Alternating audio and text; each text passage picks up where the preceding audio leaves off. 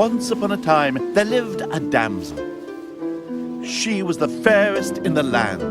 Her beauty was celebrated far and wide.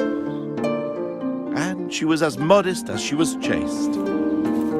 But she was held captive in a high tower, and there she awaited rescue by a handsome knight.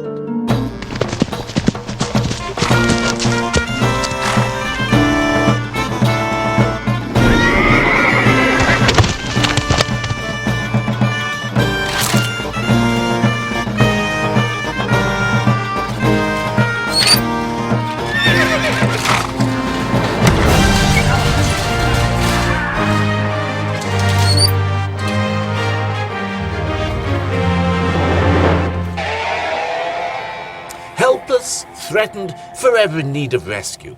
The medieval damsel is our archetype of the passive female. But did she ever really exist? Well, some damsels certainly got trapped in tall towers. In 1217, Nicola de la Haye must have looked out from the top of this castle and hoped for rescue. But it wasn't quite like the fairy tale. The castle was under siege by French troops, and Nicola was trapped. But she was no shrinking violet. She was Constable of Lincoln Castle, and was putting up one hell of a fight. Nicola must have been in the thick of it. The French army was down in the square down there with their catapults and crossbows, just outside the pub, and Nicola would have been dodging lumps of stone like this. Nicola was, admittedly, a bit mature for a damsel. She was pushing 70. But she could still do with a knight in shining armour. And she got one. It was another old-age pensioner. The knight in shining armour was William Marshall, well into his 70s, but the epitome of chivalry and regent of England, a sort of stand-in for the young king. Together, these two OAPs defeated the foreign invaders, saved Lincoln, and in the process saved England for Henry III.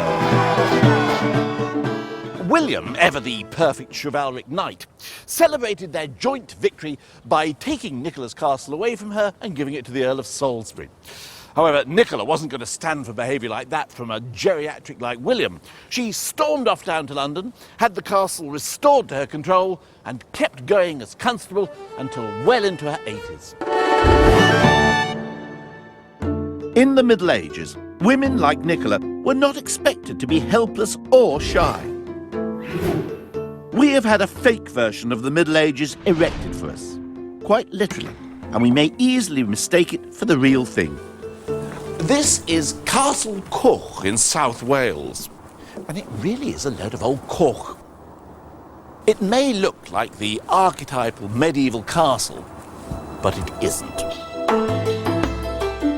Castle Coch was built by a wealthy Victorian nobleman in the 1870s, and it's as fake as our stereotype of the damsel in distress. The Victorians saw the Middle Ages as a time of pre-industrial innocence and heroism. They created an image of medieval womanhood that reflected their own ideals, an image that has lasted through to today. However, the reality was very different. Women's role in society changed throughout the Middle Ages, and as society became more sophisticated, so women became more empowered. But the story begins back in Norman England, with men firmly in the driving seat. Yes, it was a man's life in Norman England. Women were supposed to do as they were told, and were dependent on their fathers and husbands. And Normans expected to take English brides as part of the proceeds of victory.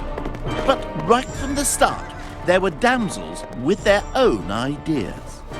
You are about to witness the true life story of one such damsel. It contains graphic scenes of sex and violence, so we shall tell the tale using authentic medieval puppets to avoid offence. The story takes place nearly 1,000 years ago. A girl is fleeing through the woods near St. Albans. Her name? Christina of Markyate. She is fleeing the lewd embraces of this man, a nobleman by the name of Berthred.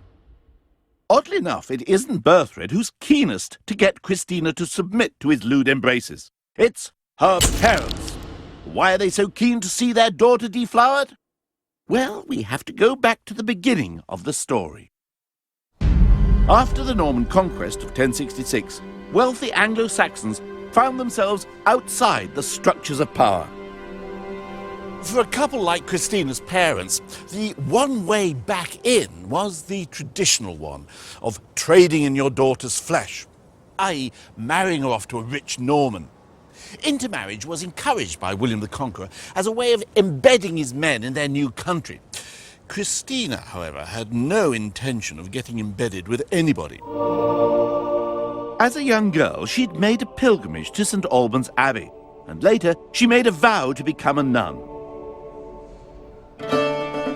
Unfortunately, Christina has come to the attention of the wicked Ranulph Flambard, an influential Norman and Bishop of Durham.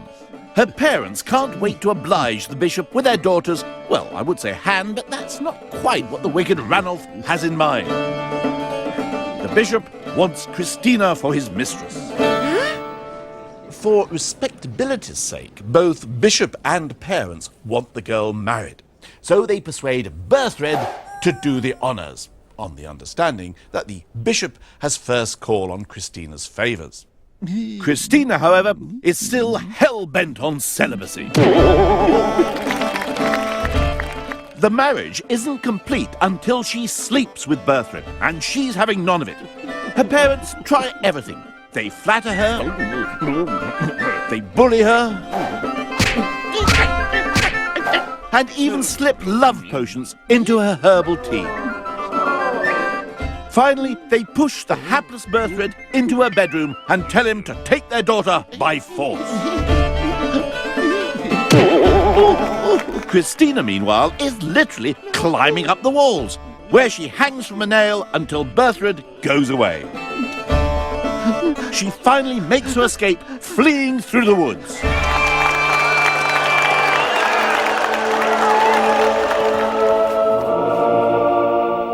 You'll be pleased to know the story has a happy ending. Christina made it to safety and became a renowned holy woman here in the Abbey of St. Albans, where apparently she made slippers for the Pope. Oh, and underwear for the abbot. In the Norman world, damsels like Christina were faced not just with the threat of forced marriages, they were also continually liable to abduction, especially if they were wealthy. For some damsels, however, abduction could be preferable to a loveless marriage.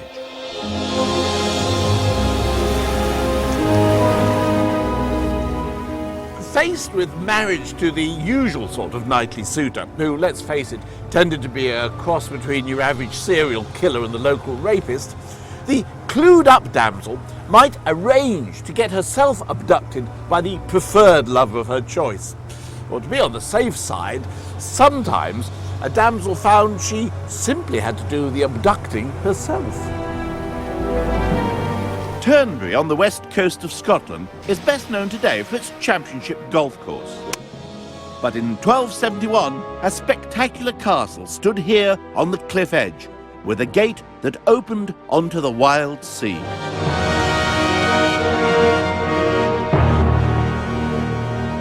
The castle was the home of a wealthy damsel who'd inherited it from her father. Her name was Marjorie, Countess of Carrick. One day, Marjorie was out hunting when she spotted a handsome young man. It was lust at first sight. The chronicles relate how Marjorie, by force, with her own hand, brought the knight, although very loath, to her castle of Turnberry. Marjorie kept him here for 15 days, and she must have been doing something right, because when they emerged, they were man and wife.